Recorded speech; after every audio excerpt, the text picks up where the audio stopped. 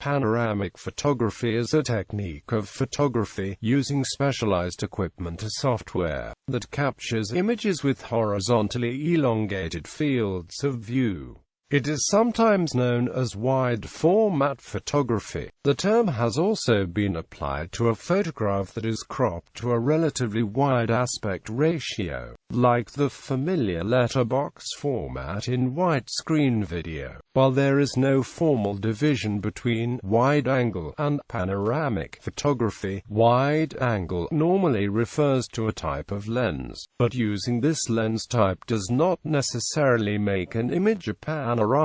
An image made with an ultra-wide-angle fisheye lens covering the normal film frame of 1 to 1.33 is not automatically considered to be a panorama. An image showing a field of view approximating or greater than that of the human eye, about 160 degrees by 75 degrees, may be termed panoramic. This generally means it has an aspect ratio of 2 to 1 or larger, the image being at least twice as wide as it is high. The resulting images take the form of a wide strip. Some panoramic images have aspect ratios of 4 to 1 and sometimes 10 to 1, covering fields of view of up to 360 degrees. Both the aspect ratio and coverage of field are important factors in defining a true panoramic image. Photo finishes and manufacturers of advanced photo system cameras use the word panoramic to define any print format with a wide aspect ratio, not necessarily photos that encompass a large field of view. In fact, a typical APS camera in its panoramic mode, where its zoom lens is at its shortest focal length of around 24 mm,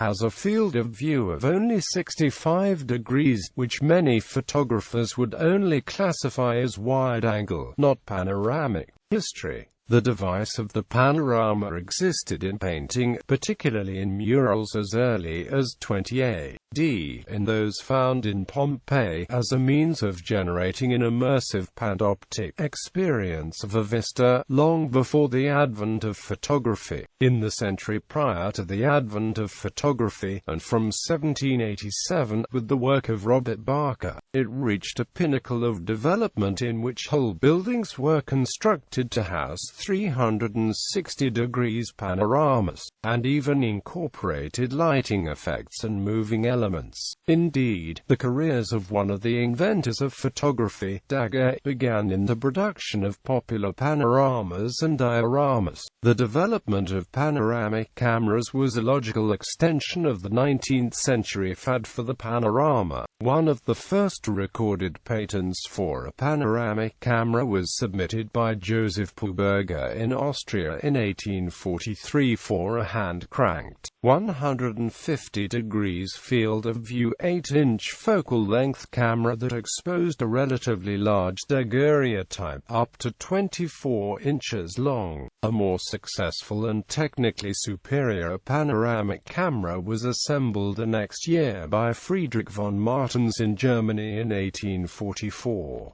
His camera, the Megascope, used curved plates and added the crucial feature of set gears, which offered a relatively steady panning speed. As a result, the camera properly exposed the photographic plate, avoiding unsteady speeds that can create an unevenness in exposure, called banding. Martins was employed by Leribes, a photographer-publisher. It is also possible that Martins' camera was perfected before Puberger patented his camera, because of the high cost of materials and the technical difficulty of properly exposing the plates. Daguerreotype panoramas, especially those pieced together from several plates, are rare. After the advent of wet plate collodion process, photographers would take anywhere from 2 to a dozen of the ensuing albumen prints and piece them together to form a panoramic image. This photographic process was technically easier and far less expensive than daguerreotypes. Some of the most famous early panoramas were assembled this way by George N. Barnard, a photographer for the Union Army in the American Civil War in the 1860s. His work provided vast overviews of fortifications and terrain, much valued by engineers, generals, and artists alike. Following the invention of flexible film in 1888, panoramic photography was revolutionized. Dozens of cameras were marketed, many with brand names indicative of their era, such as the cylindrograph survey camera, Wonder Panoramic, Pantoscopic and Cyclopan. Panoramic cameras and methods: short rotation, rotating lens and swing lens. Cameras have a lens that rotates around the camera's rear nodal point and use a curved film plane. As the photograph is taken, the lens pivots around its nodal point while a slit exposes a vertical strip of film that is aligned with the axis of the lens.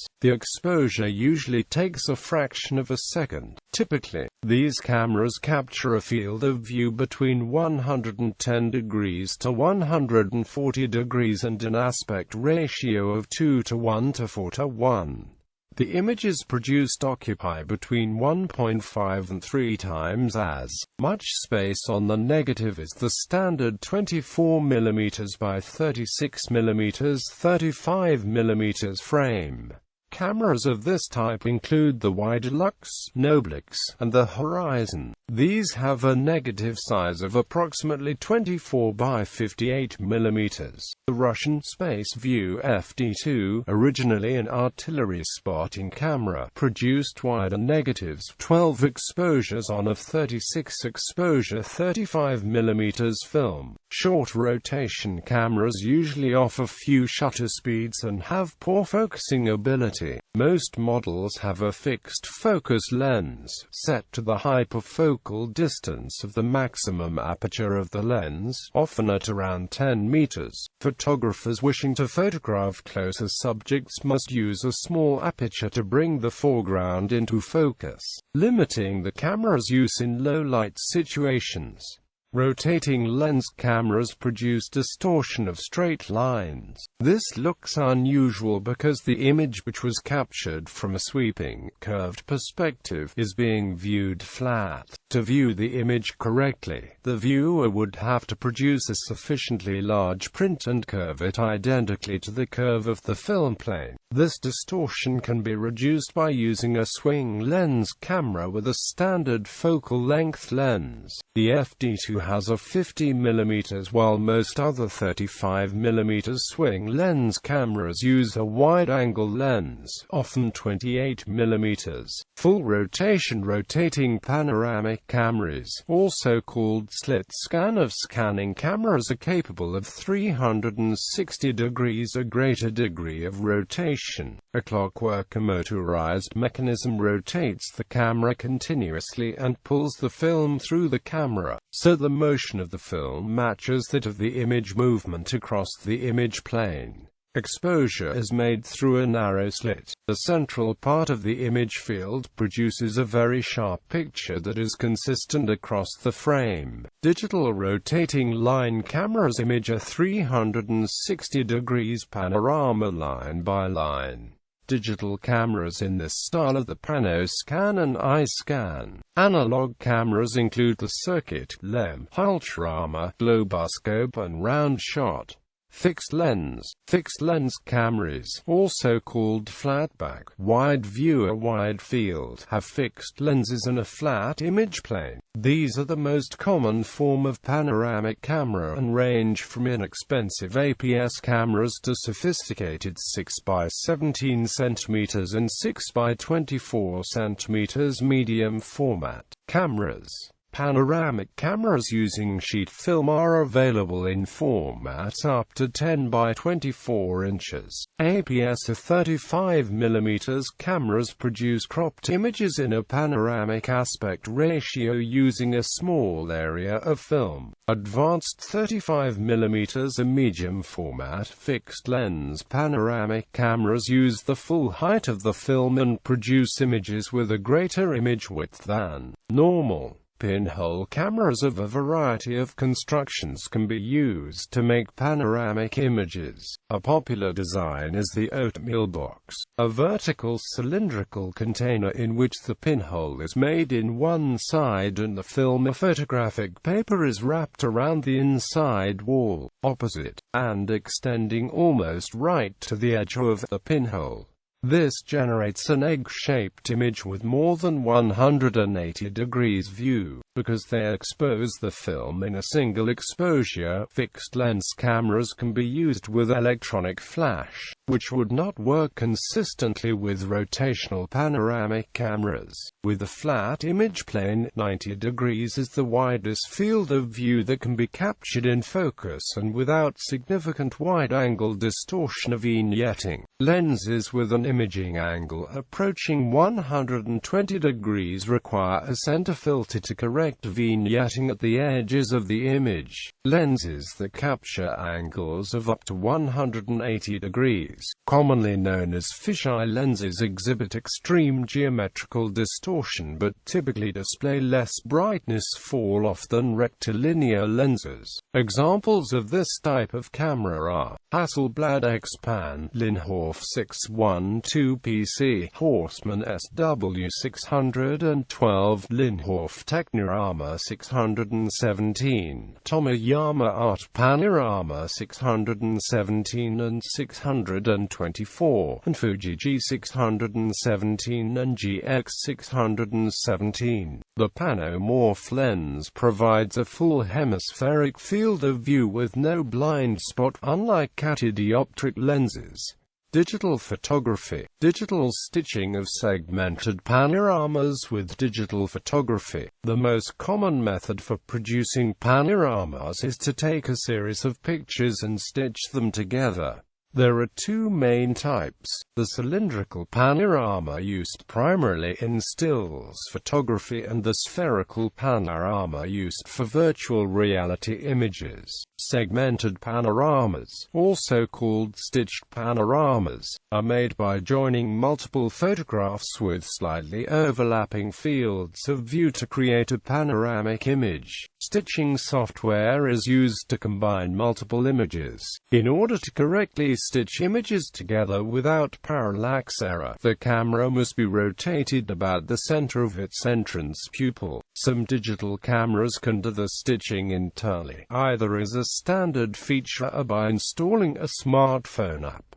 Catadioptric cameras. Lens and mirror-based cameras consist of lenses and curved mirrors that reflect a 360-degree field of view into the lens optics. The mirror shape and lens used are specifically chosen and arranged so that the camera maintains a single viewpoint. The single viewpoint means the complete panorama is effectively imaged or viewed from a single point in space. One can simply warp the acquired image into a cylindrical or spherical panorama. Even perspective views of smaller fields of view can be accurately computed. The biggest advantage of catadioptric systems is that because one uses mirrors to bend the light rays instead of lenses, the image has almost no chromatic aberrations or distortions. The image, a reflection of the surface on the mirror, is in the form of a donut to which software is applied in order to create a flat panoramic picture. Such software is normally supplied by the company who produces the system. Because the complete panorama is imaged at once, dynamic scenes can be captured without problems. Panoramic video can be captured and has found applications in robotics and journalism. The mirror lens system uses only a partial section of the digital camera's sensor, and therefore some pixels are not used. Recommendations are always to use a camera with a high pixel count in order to maximize the resolution of the final image. There are even inexpensive add-on catadioptric lenses for smartphones, such as the Gopano Micro and Kogetto Dot.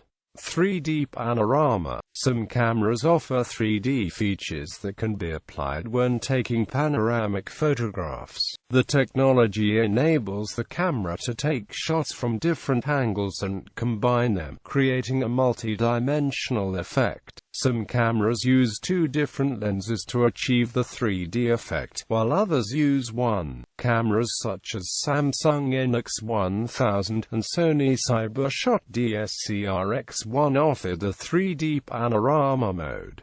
Artistic uses. Strip panoramas. Ed Rush's Every Building on the Sunset Strip was made by photographing building facades contiguously as seen from the back of a pickup truck, traveling a 4 kilometers length of the street. In the ironically deadpan spirit of his work at the time, he published the work in strip form in a fold-out book, intended to be viewed from one end of the other to see either side of the strip in correct orientation. Preceding Rush's work, in 1954, Yoshikazu Suzuki produced an accordion fold panorama of every building on Ginza Street, Tokyo in the Japanese architecture book Ginza, Kawaii, Ginza Hako. Joiners. Joiners is a photographic technique in which one picture is assembled from several overlapping photographs. This can be done manually with prints or by using digital image editing software and may resemble a wide-angle or panoramic view of a scene. Similar in effect to segmented panoramic photography or image stitching. A joiner is distinct because the overlapping edges between adjacent pictures are not removed. The edge becomes part of the picture. Joiners or panography is thus a type of photomontage and a subset of collage. Artist David Hockney is an early and important contributor to this technique. Through his fascination with human vision, his efforts to render a subjective view in his artworks resulted in the manual montaging of 10 by 15 centimeters high street processed prints of 35 millimeters films as a solution. He called the resulting cut-and-paste montages joiners, and one of his most famous is Pier Blossom Highway, held by the Getty Museum. His group was called the Hockney Joiners, and he still paints and photographs joiners today. Jan Dibbett's Dutch Mountain series relies on stitching of panoramic sequences to make a mountain of the Netherlands seaside. Revivalists. In the 1970s and 1980s, a school of art photographers took up panoramic photography, inventing new cameras and using found and updated antique cameras to revive the format. The new panoramists included Kenneth Snelson, David Everson, Art Sinsabar, and Jim Allender. Digital stitching. Andreas Gursky frequently employs digital stitching in his large-format panoramic imagery.